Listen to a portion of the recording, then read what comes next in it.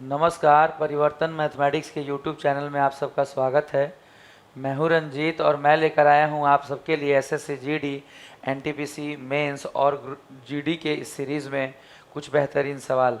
और हमारा टारगेट अभी ये है कि अब मतलब अभी से जो सीरीज़ आएगी आपको आने वाले 3-4 वीडियोज़ में हम लोग सर्किल के उन सभी सवालों को करेंगे जो last year NTPC group D NTPC में और ग्रुप डी में आया है। तो चलिए शुरू करते हैं हम लोग क्वेश्चन नंबर 1। सबसे पहला सवाल सीखते हैं। तो हम लोग स्टार्ट करते हैं। देखिए, सबसे पहला सवाल लिया गया है, किसी वृत्त की त्रिज्या में 5% की वृद्धि की जाती है, इसके क्षेत्रफल में होने वाली परसेंटेज वृद्धि ज्ञात करें। मैंने आपको बताया कि एनटीपीसी लास्ट ईयर एनटीपीसी और ग्रुप डी में कुल मिलाकर 32 क्वेश्चन पूछे गए हैं, जिनको आज और आने वाले कुछ वीडियोस में हम लोग कंप्लीट करेंगे।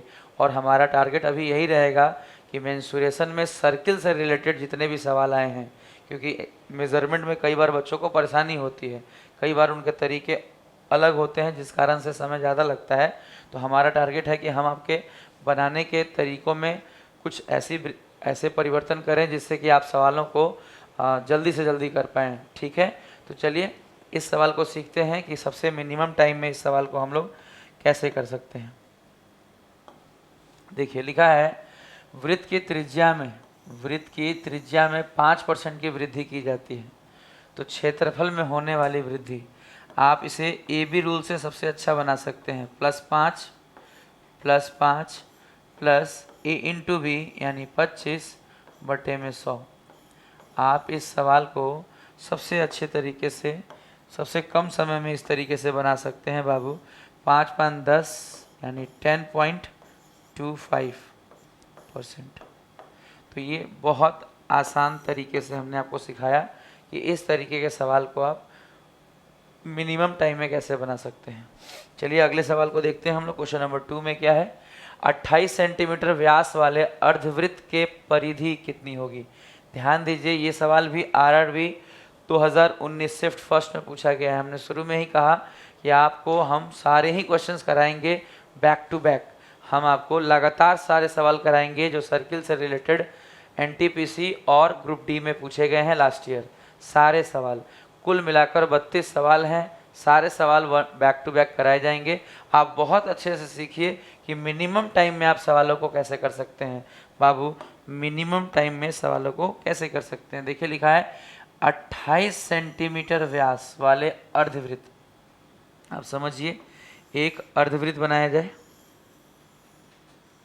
और ये कहा जा रहा है कि ये जो अर्धवृत्त है इसका जो व्यास है बाबू, इसका जो डायमीटर है वो 28 है। आप समझें यहाँ पे कि अगर व्यास 28 है, तो रेडियस कितना होगा 14। रेडियस कितना होगा 14। इसके अलावा क्या जानने की ज़रूरत है, पूछा गया है अर्धवृत्त की परिधि। आपसे पूछा गया है अर्धवृत्त की परिधि। आप बहुत अच्छे से जानते हैं कि अगर रेडियस 7 होता है तो अर्धवृत्त का जो परिधि होता है, अगर रेडियस 7 होता है तो अर्धवृत्त का जो परिधि होता है वो 36 होता है। लेकिन अगर रेडियस 14 यानी डबल है तो परिधि भी डबल होगा, यानी 36 दूनी 72 होगा, यानी 36 दूनी 72 होगा। रेशियो के कॉन्सेप्ट आपको बहुत अच्छे से आने चाहिए ताकि मेज़रमेंट के सवालों में आप अपना वक्त बचा सकें। क्लियर है बात। अगर आपको अर्धवृत्त के परिधि और इनका रेशियो नहीं पता तो आप 2 मिनट में सीख लीजिए इस बात को। 2 मिनट में आप सीख लीजिए। देखिए, अगर बात अर्धवृत्त की है, अगर बात कभी भी अर्धवृत्त की है, देखिए सेमी सर्किल, तो सेमी सर्किल के बारे में आप जान लीजिए।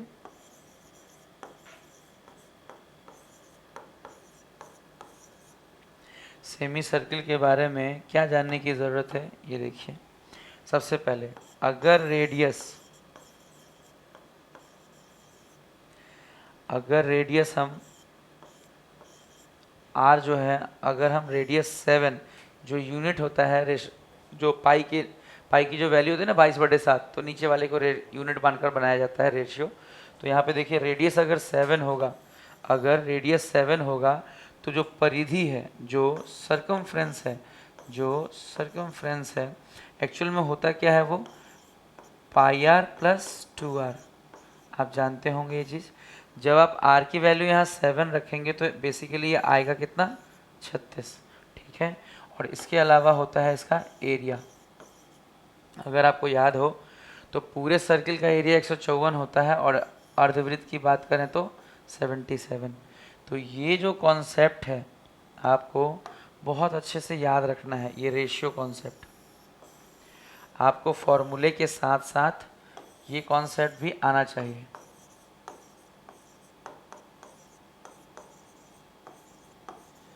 फॉर्मूले के साथ साथ अगर आपको ये कॉन्सेप्ट आता रहेगा तो आप सवालों को बहुत फास्ट कर पाएंगे और अपना बहुत सारा वक्त बचा पाएंगे। एडवांस के सवालों में अगर आप अपना वक्त बचा लेंगे तभी जाकर आप अपना पूरा पेपर सही समय पर कंप्लीट कर पाएंगे। तो चलिए हम आगे बढ़ते हैं अगले सवाल की ओर। आज का क्वेश्चन नंबर 3, उस वृत्ताकार पथ का क्षेत्रफल ज्ञात करें जो 444 मीटर परिधि वाले वृत्त के चारों ओर बनाया गया है और जिसकी चौड़ाई कितनी है, 7 मीटर। और जिसकी चौड़ाई कितनी है, 7 मीटर। देखिए वृत्ताकार पथ आप बहुत अच्छे से जानते हैं कि वृत्ताकार पथ का मतलब क्या है। देखिए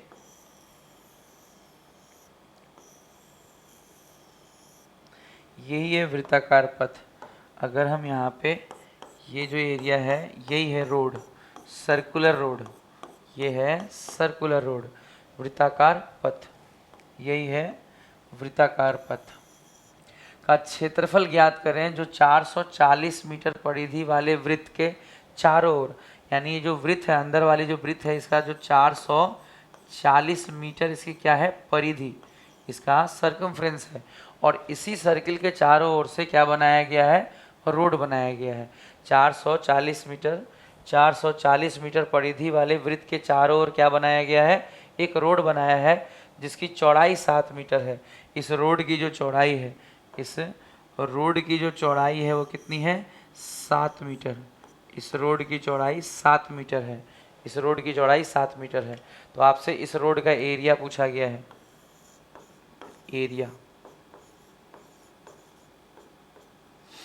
एरिया कैसे निकलेगा? तो इन सवालों को बनाने के लिए भी आप अपने बेसिक फॉर्मूले के साथ साथ अपने टेक्निक और अपने सभी मेथड्स को स्ट्रॉन्ग रखिए। हम आपको प्रयास करते हैं इसको सिखाने का सबसे बेस्ट क्या तरीका होगा। देखिए रिंग का एरिया आपको याद होगा, पाई होता है r² - r²। बाबू अगर ये 440 है, आप यहाँ ध्यान दीजिएगा, इसका रेडियस कितना मिलेगा, हम ये चेक कर रहे हैं इसका radius.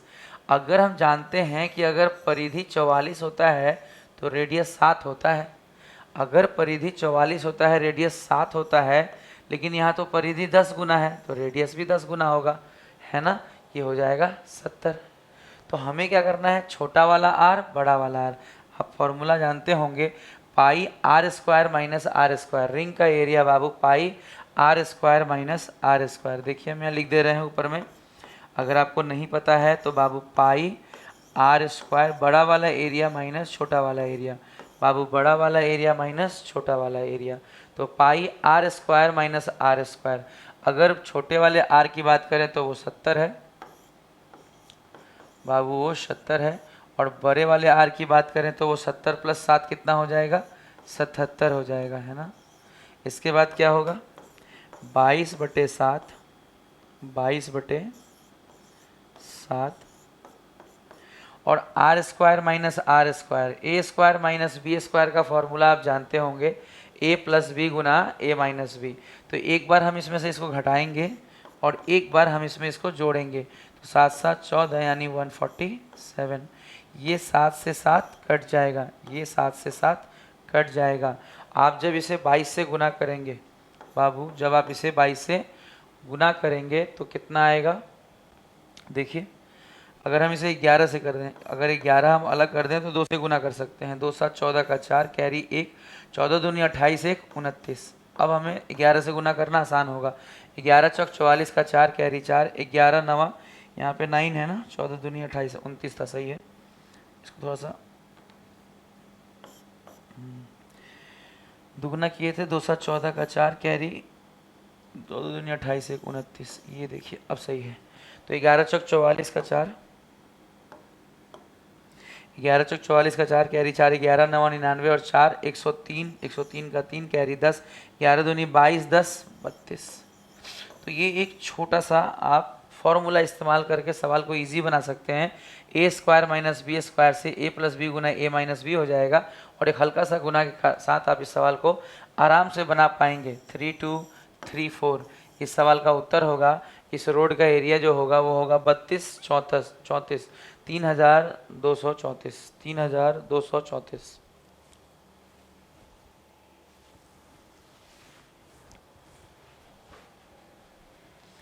Next question, question number 4। अगला सवाल देखिए, एक वृत्त की परिधि उसके व्यास से 15 मीटर अधिक है, तो वृत्त की त्रिज्या ज्ञात करें। सवाल है कि एक वृत्त की परिधि 2 पाई r, अगर एक वृत्त की परिधि के बारे में कहा जा रहा है कि परिधि जो है उसके व्यास से, व्यास क्या होता है 2r, और अधिक है कितना 15 मीटर। बस हो गया सवाल सॉल्व। हल्का सा कैलकुलेशन, कहानी खत्म। देखिए अगर हम r कॉमन ले लें और 2 भी कॉमन ले लें तो क्या बचेगा, पाई -1 बराबर 15। आगे देखिए 2 इंटू आर इंटू 7 एकम 7, 22 में से 7 गया कितना आएगा 15 बटे 7 बराबर 15। 15 15 कट जाएगा, आर बराबर 7 बटे 2।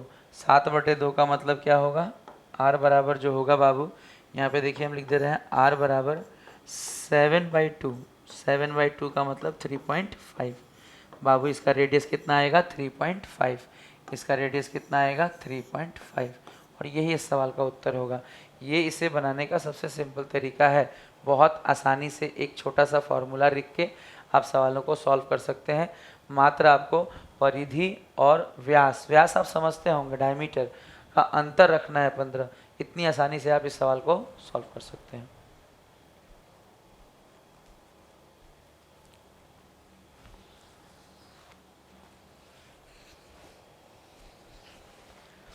चलिए आज के 5वें नंबर सवाल की ओर बढ़ते हैं। 5th question of the day.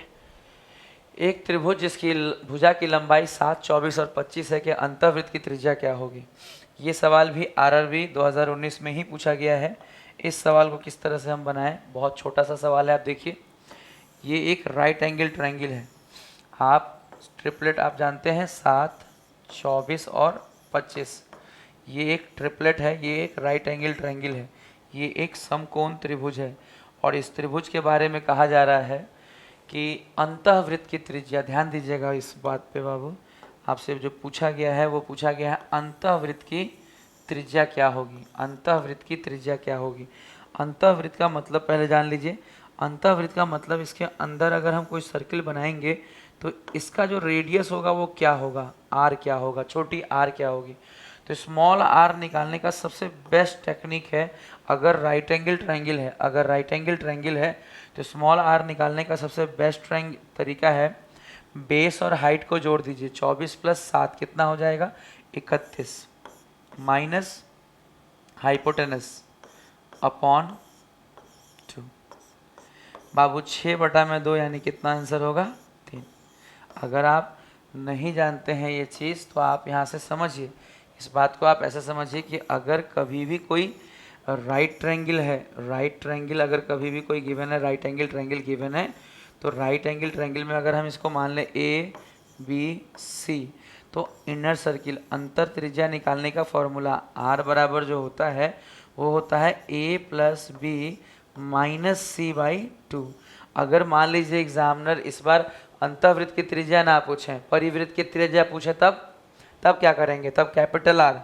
तो आपको कैपिटल आर, हो सकता है एग्जामिनर को परिवृत्त की त्रिज्या में इंटरेस्ट हो तब, तो कैपिटल आर कैसे निकालेंगे बाबू, परिवृत्त की त्रिज्या अगर निकालनी पड़े कभी तो कैपिटल आर बराबर होता है c/2। बाबू अगर राइट एंगल ट्रायंगल है तो आप इन फॉर्मूलाज के इस्तेमाल से अपना बहुत सारा वक्त बचा सकते हैं। नहीं ज़रूरत है आपको बड़ा वाला फॉर्मूला लगाने का कि भाई अंतःवृत्त की त्रिज्या निकालनी है तो 2 इंटू एरिया बटा में पेरीमीटर लगाया जाए। 2 इंटू एरिया बटा में पेरीमीटर हमें तब लगाने की ज़रूरत होगी जब कोई भी ट्रायंगल होगा, राइट एंगल नहीं होगा तब वो काम आएगा। अगर राइट एंगल ट्रायंगल है तो ये सवाल 10 सेकंड से ज़्यादा का नहीं है। अगर राइट एंगल ट्रायंगल है तो ये सवाल 10 सेकंड से ज़्यादा का नहीं है। आज के छठे सवाल पे हम चलते हैं, क्वेश्चन नंबर 6 पे। एक वृत्त का क्षेत्रफल 616 है तो इसका व्यास कितना होगा। देखिए ध्यान दीजिए बाबू, आपको यहाँ क्या सीखना है। सर्किल के इस सीरीज़ में जो 3-4 वीडियोस आपको सर्किल से रिलेटेड मिलने वाले हैं, मेंसुरेशन के सभी 32 सवाल मैं आपको करा रहा हूँ। तो आपको ध्यान ये देना है कि रेशियो के कॉन्सेप्ट को सीख रखिए। बाबू आप अच्छे से जानते हैं कि अगर बात सर्किल की होगी तो भी इससे रिलेटेड जो रेशियोज़ हैं वो आपको पता होना चाहिए। फॉर्मूले के साथ साथ रेशियो को थोड़ा जान लीजिए। देखिए अगर हम आपसे बोलें कि रेडियस, बाबू अगर रेडियस 7 होगा तो आप जानते हैं कि सर्किल का जो सरकमफ्रेंस होगा, सर्किल की जो परिधि होगी वो कितनी होती है बाबू। रेडियस अगर r होता है तो सरकमफ्रेंस होती है 2 पाई r। आप जब यहाँ पे 7 रखेंगे तो 2 पाई का मान 22/7 होता है और r 7 रखेंगे तो 7 कट जाएगा और 22 दूनी कितना हो जाएगा बाबू 44। तो यानी अगर किसी सर्किल का रेडियस 7 है तो उसका सरकमफ्रेंस कितना होगा 44।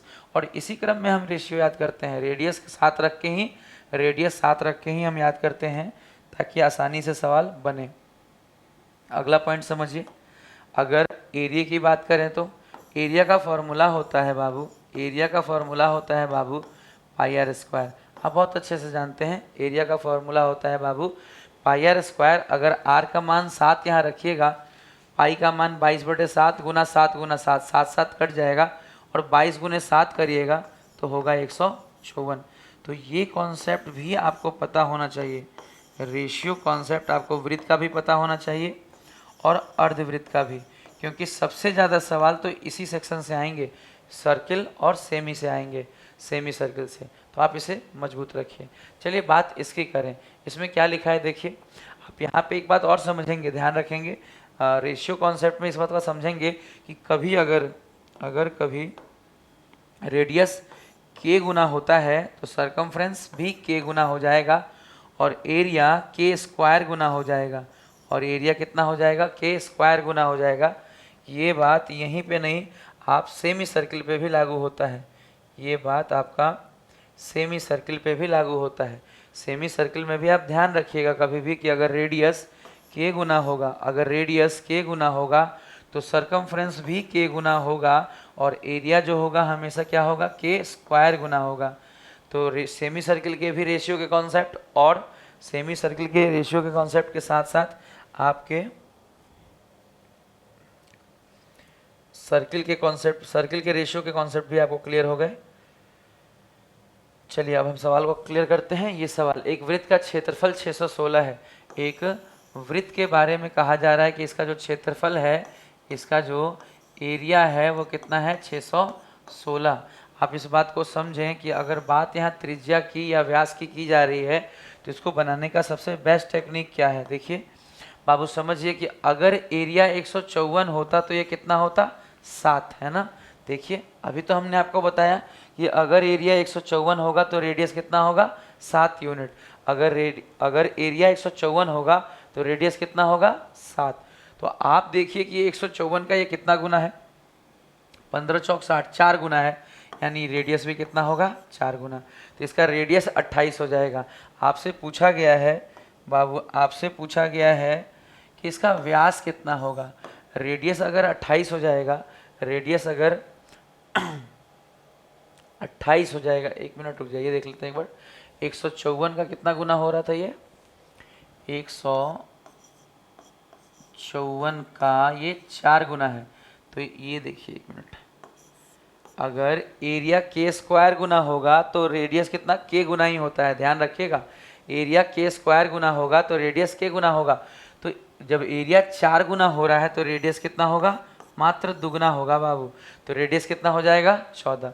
और रेडियस अगर 14 होगा और हमसे व्यास पूछा गया है, रेडियस अगर 14 होगा और हमसे व्यास पूछा गया है, इसलिए इसका उत्तर होगा 28। इसीलिए इसका उत्तर होगा 28। आप अच्छे से अगर प्रैक्टिस करें तो ये चीज़ें आप बहुत जल्दी कर पाएंगे। ठीक है, हम आगे बढ़ते हैं क्वेश्चन नंबर 7 की तरफ। देखिए क्या लिखा है। ABCD एक वृत्त की त्रिज्या R में अंकित एक चतुर्भुज है। DAB और BCD कोणों के द्विभाजक क्रमशः X और Y पर वृत्त को प्रतिच्छेदित करते हैं। सीधी रेखा XY की लंबाई क्या होगी? ये सवाल बहुत अच्छे क्वालिटी का सवाल है, आप इसे समझिए। ये सवाल भी 2018 में, ये सवाल भी RRB ग्रुप डी 2018 में पूछा गया है।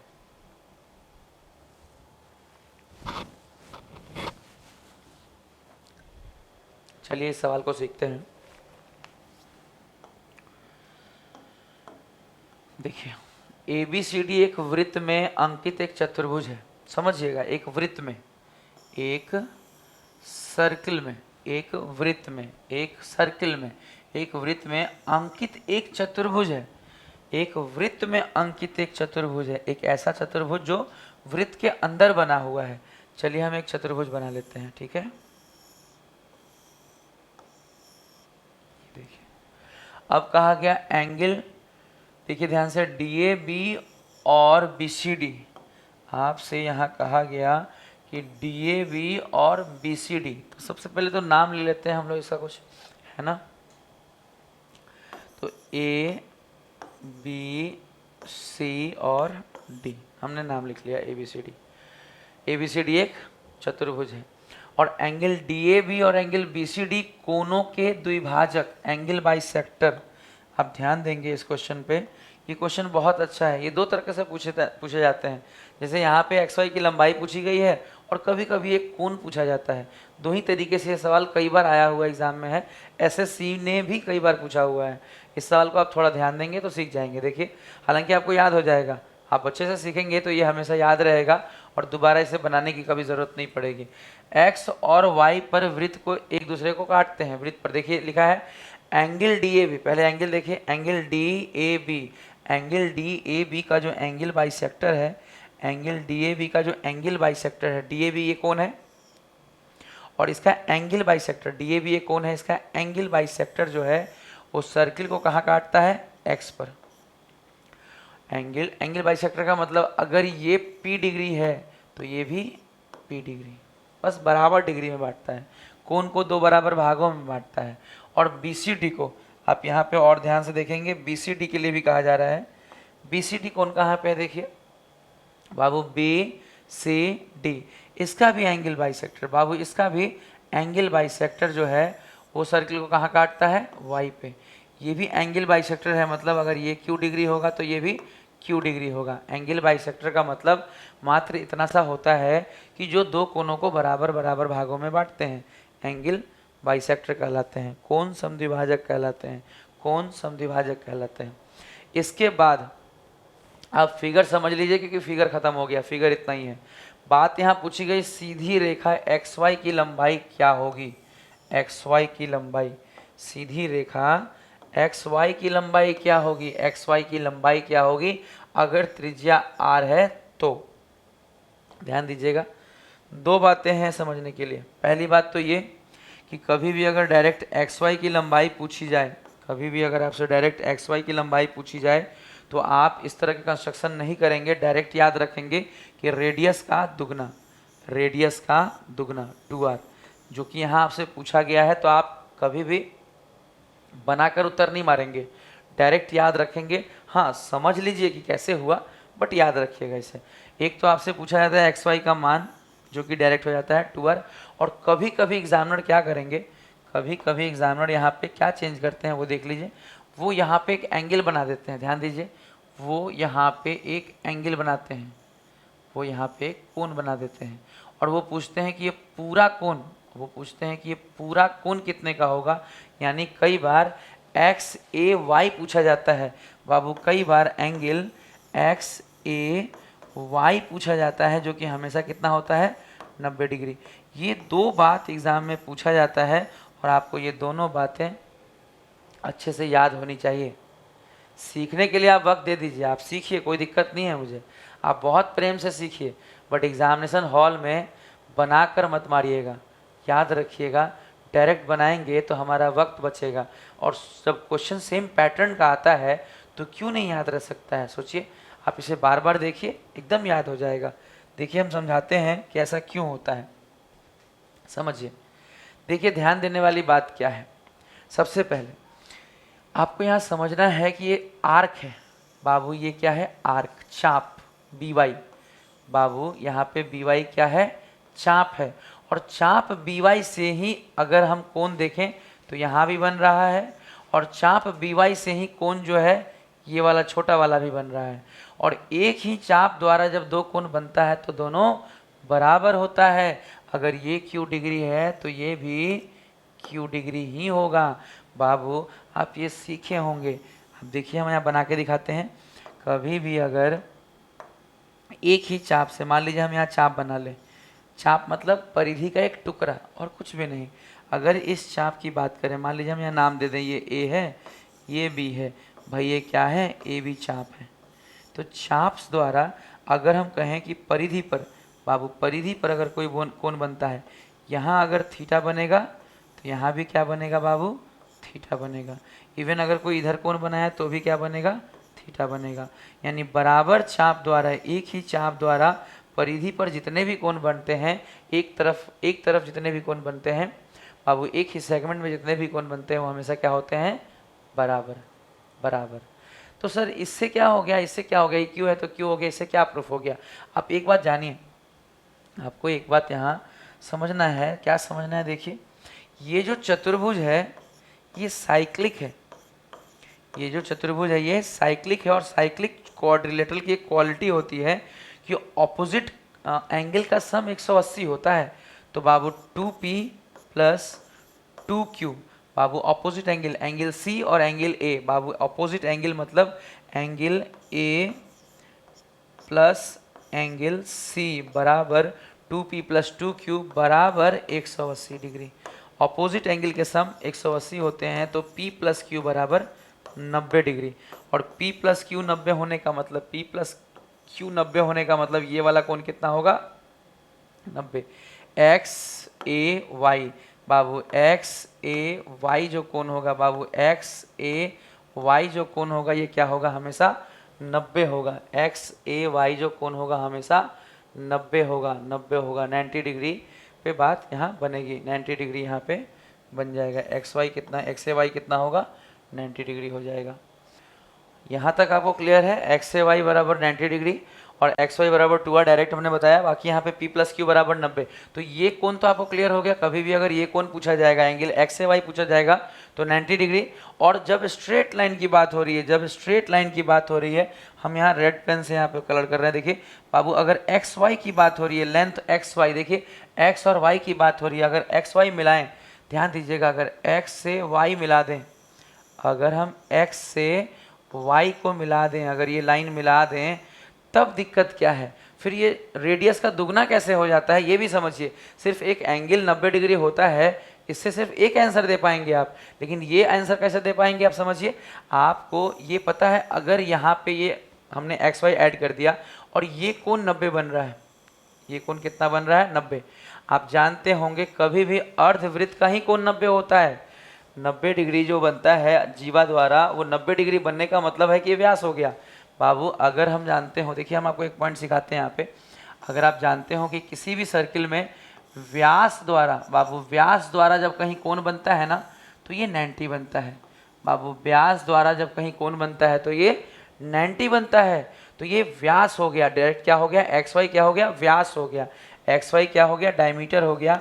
और डायमीटर होने के कारण ही, डायमीटर होने के कारण इसकी वैल्यू क्या हो गई, रेडियस का दुगना, 2r के बराबर हो गई। तो कुल मिलाकर इसमें हमने आपको दो बातें बताई, दोनों आप याद रखिएगा, बनाने का प्रयास मत कीजिएगा, समझ लीजिए। आप यहाँ पे समझ जरूर लीजिए, पर एग्जाम हॉल में बैठकर इसे बनाने का प्रयास कतई ना करें। आज के वीडियो का आखिरी सवाल, आज के वीडियो का आखिरी सवाल, क्वेश्चन नंबर 8 क्या है, देखिए। किसी गोलाकार कक्ष में पक्का फर्श लगाने की लागत 10 रुपये प्रति वर्ग मीटर की दर से, बाबू दिया है 10 रुपये प्रति वर्ग मीटर की दर से, 10 रुपये प्रति वर्ग मीटर की दर से 1540 रुपये है। बाबू ये सवाल भी 2018 में आया है। बाबू ग्रुप डी का ये सवाल 2018 में आया है। आप इस सवाल को किस तरीके से डील कर सकते हैं, देखिए लिखा है इस पर फेंसिंग की लागत 6 रुपये प्रति मीटर की दर से कितनी होगी। इस सवाल को हम सबसे अच्छे तरीके से कैसे बना सकते हैं, देख लीजिए आप अच्छे से। सवाल को थोड़ा छोटा कर रहे हैं ताकि बनाने के लिए थोड़ी जगह हो जाए।